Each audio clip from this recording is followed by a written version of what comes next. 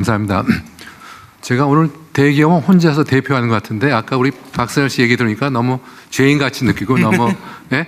그래서 앞으로 저희 한기업이 사실 큰 기업들이랑 다 회원사가 돼 있으니까 우리가 꼭 정부에다가 도움받는 것도 좋지만 우리 한기업이나 큰 기업에서 뭐 도와줄 수 있는 방법이 없는지. 아마 큰 기업에 가시면 그냥 빠꾸만 당할 거예요. 근데 우리 한기업을 통해서 찾아온다면 우리가 좀 뭐 좋은 기회나 이런 그 대의를 해서 해줄 수 있지 않겠는가.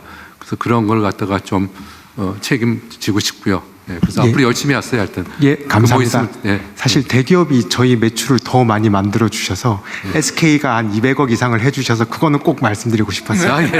그래서 예. 나라에서는 적어도 민간 기업보다 많이 해주십사 꼭 부탁드리고 싶습니다. 네, 좋습니다. 그래서 저는 잠재 성장이 되는데 미국이나 일본에서는 그 잠재 성장을 키울 때는 큰 프로젝트를 많이 합니다. 그래서 저는 좀 랜드마크 조성에 대해서 좀 말씀드리고 싶습니다. 그래서 K 컬처를 활용한 관광과 지역 경제에 도움이 되는 아이디어로 랜드마크 조성에 대해 말씀드리겠습니다. K 컬처는 콘텐츠는 훌륭한데 관광으로 연결할 만한 인프라가 부족합니다. 스페인 빌바오는 인구 35만의 중소도시지만 구겐하임 미술관 하나로 400만 명 넘는 관광객이 찾아옵니다. 일본 홋카이도는 노움구장, 에스콘 필드가 하나가 1조 원의 경제 효과를 만들어냅니다. 호텔, 온천, 양조장, 공원까지 갖춘 복합 랜드마크입니다. 작년에 일본을 찾은 관광객이 4천만 명이고 우리나라 는 1,700만 명입니다. 그래서 2배 이상이 됩니다. 우리나라 K-팝의 본고장인데도 전문 공연장이 15,000석 규모 한 곳밖에 없습니다. 제일 큰 데가. BTS가 해외에 공연을 하면 적어도 5만 명 이상이 모이는데 턱없이 부족합니다. 노움구장도 17,000석 규모의 그쪽 구장이 유일합니다. 열악하고 그래서 금년에 야구 세계 대회를 하는데 유치를 못합니다. 그래서 일본처럼 규모가 큰 노움구장을 여러 개 만든다면 WC 같은 세계 대회도 유치할 수 있고 앞으로 다양한 복합시설을 갖춘 노움구장과 대형 공연장을 잘 조성해서 관광 산업과 지역 경제에 큰 도움이 되었으면 합니다. 마지막으로 큰 제안이 하나 있습니다. 프랑스에는 에펠타워이 있고 일본에는 도쿄타워가 있습니다. 우리나라는 철강 강국입니다. 우리도 세계에서 가장 높고 아름다운 철탑을 지으면 어떨까요? 에펠타워 짓는데 2년밖에 시간이 안 걸렸습니다. 도쿄타워는 1년밖에 걸리지 않았습니다. 우리 기술과 창의력으로 멋진 랜드마크를 건설하면서 관광객 3천만 시대를 열면 좋겠습니다. 감사합니다. 우리 회장님 고향 안동에 하나 아시죠? 네. 기후부 장관입니다. 이쪽에 있습니다. 아까 우리 LS 전선에서 이제 그리드 전선 해외 수출 얘기를 하셨는데 지금 이 시장은 이제 얘기하면 알만한 지멘스나 지이나 히타치 이런 데가 주력으로 쥐고 있고요. 우리가 굉장히 빠른 속도로 기술력을 높여 나가고 있습니다. 그래서 이제 국내에서 트랙 레코드를 많이 쌓고 있는데요. 이제 대표적으로 서해안에 이제 HVDC 사업을 2030년까지 이제 새롭게 까는 일들을 이제 협력해서 하고 있습니다. 그 힘으로 해외 진출을 해야 되는데요. 얼마 전까지 대한민국이 어떻게 했냐면 한국전력이 중심이 돼서 석탄 발전소 수출을 팀 코리아로 했습니다. 수출입은행이 돈을 대고요. 한전이 운영을 하고 그리고 석탄 주기기는 두산이 하고요. 현대건설이 석탄 발전소를 짓는 거를 패키지로 해서 수출을 했는데 에너지 영역은 사실은 정부 사이드랑 협력해서 기업이 같이 가야 되는데요. 이제는 한전이 석탄 발전 수출이 아니라 재생에너지하고 원전하고 그리드 관련한 산업하고 전선하고 이런 걸 다 패키지로 해서 이 기업 대 기업 수준이 아니라 나라 대 나라가 소위 MOU를 맺고 거기에 한전과 기업들이 진출할 수 있는 이런 방향으로 소위 이 경쟁력을 높여야 되는데요. 국내에서 경험을 쌓고 해외로 수출하는 이 모델도 이 에너지 대전환 분야에서 굉장히 중요한 성장 동력이 될 수 있을 거라고 보여집니다. 이제 그런 일을 같이 할 수 있을 것 같습니다. 네, 문채우 장관입니다. 방금 유 회장이 말씀하신 그 공연장 문제는 정말 관광과도 직결되고요. 저희 나라가 K-팝의 성지인데 면밀한 공연장이 없어서 외국에서 오는 관광객들도 사실 못 즐기고 있습니다. 그래서 빨리빨리 지금 대응을 하려고 하고 있고요.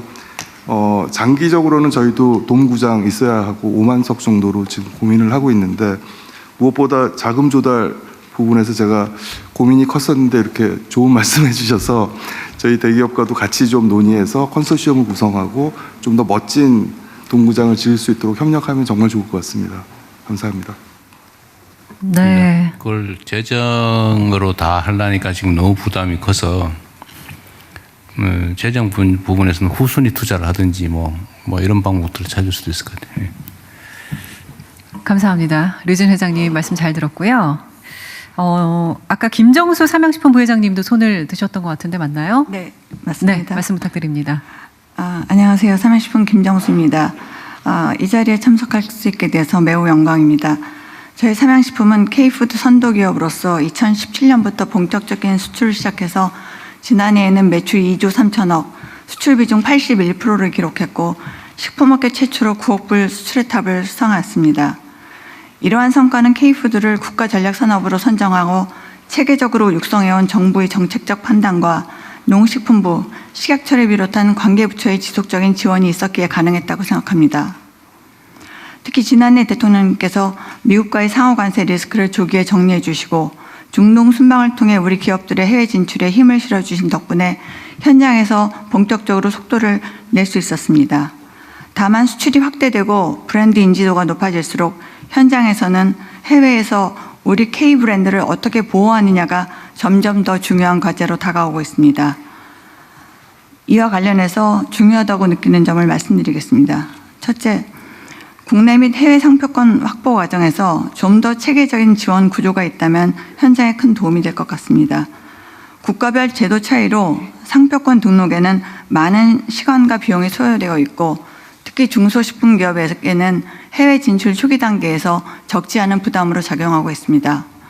아까 앞전에 말씀드린 할랄 인증하고도 비슷한 케이스입니다. 코트라, 특허청, 그다음 제외 공간 등이 유기적으로 연계된다면 기업들은 해외 진출보다 안정적으로 준비할 수 있을 거라고 기대합니다. 둘째, 해외 상표권 침해 문제는 점점 개별 기업 차원을 넘어서는 양상으로 변화하고 있습니다. 최근에는 침해 수법이 조직적이고 지능적으로 바뀌면서 기업 혼자 대응하기에는 현실적인 제약이 커지고 있습니다. 저희 삼양식품도 전 세계 88개국에 상표권 등록을 하고 있지만 27개국에서 지금 분쟁 중입니다. 분쟁 발생 시 제외공간이나 관계부처가 현지 당국과의 소통 과정에서 일정 부분 역할을 해주신다면 해외에서 권리 보호 실효성을 한층 높게 할 수 있을 것 같습니다.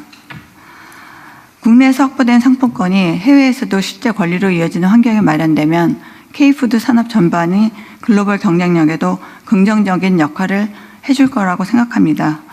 이렇게 되면 정부가 수립한 2030 K푸드 수출 150억 달러 목표 달성을 저희 삼양식품을 비롯한 K푸드 기업들이 현장에서 성실히 역할을 수행할 것 같습니다. 감사합니다. 근데 저도 이렇게 다녀보면 물론 이제 뭐 반도체나 자동차나 뭐 이런 것들은 개별 기업들이 이제 충분히 시장을 이미 개척하고 그 자체 에너지가 있는데 지금 좀 가능성이 있어 보이는 그냥 새로운 영역으로는 역시 K푸드하고 K뷰티가 아주 가능성이 많아 보여요.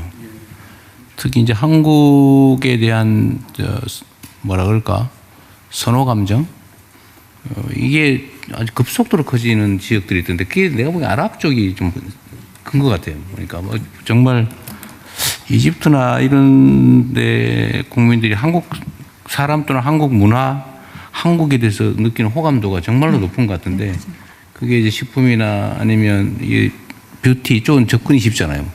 차를 사거나 뭐 이런 건 어렵고 반도체는 너무 먼 얘기고 한데 근데 이게 개별 기업들이 현지 시장 개척하는데 우리 정부가 뭘 해주면 좋을지, 어떤 공간이 필요한지 이런 거는 아까도 제가 잠깐 말씀드렸는데 그 필요로 하는 쪽에서 제시를 해줘야 돼요. 예. 그러니까 우리도 제가 지금 외교부에 계속 그 얘기를 막 반복적으로 하고 있는 중인데 제외 공간을 기업과 문화 진출의 교두보로 완전 재편한다. 뭐 인력부터 물리적 공간까지 또 기관, 민간 기관들, 공공기관들, 뭐 정부기관들 이거 전부 다 따로따로 막 놀고 있는지 없는지도 모르겠고 이런 것도 한 공간으로 최대한 통합을 하도록 하고 좀 그렇게 할 때 그 내용을 어떻게 채울 거냐. 뭘 구체적으로 뭐 안 그래도 그저 우리 대변인이 강주정 대변인이 지금 하나 쪽지 줘가지고 내가 누구한테 보내놨는데 하다못해 영화라도 영화 상영 주간이라도 해가지고 전 세계에서 동시에